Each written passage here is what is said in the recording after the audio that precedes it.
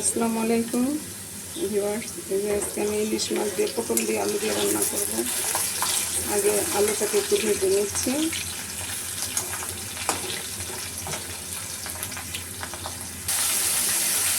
পটলটা ভেজে নিচ্ছি,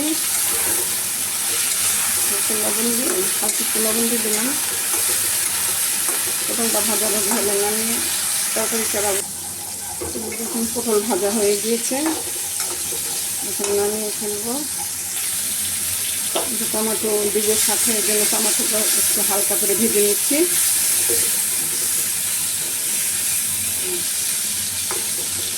একটু হালকা করে ভাজবো একটু, তাহলে টমেটোর কাঁচা কাঁচা গন্ধ লাগবে না। ইলিশ মাছ ভেজে নিচ্ছি।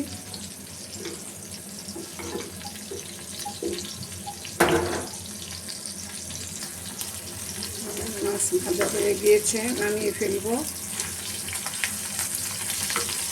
যেহেতু রান্না করবো এত কড়া করে ভাজবো না।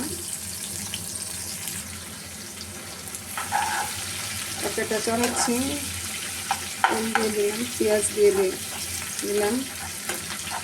পেঁয়াজটা একটু ভাজা ভাজা হলে মশলা দিয়ে কষিয়ে নেব। আদা রসুন বাটা দিয়ে দিচ্ছি। এখানে সব মশলা গুলে রেখেছিলাম, হলুদের গুঁড়া, মরিচের গুঁড়া, ধনিয়ার গুঁড়া।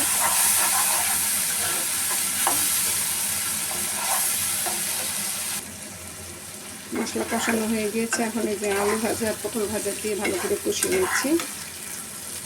ঝোল দিয়ে দিব পরে। কষানো হয়ে গিয়েছে, ঝোল দিয়ে দিলাম। মাছগুলো দিয়ে দিব।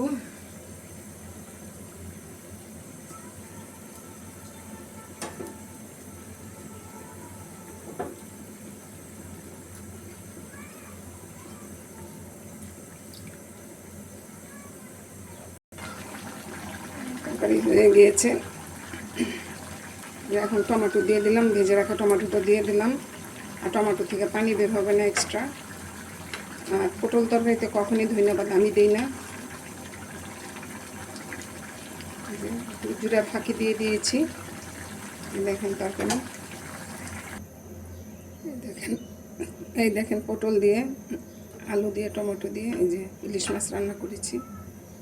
আল্লাহ হাফেজ।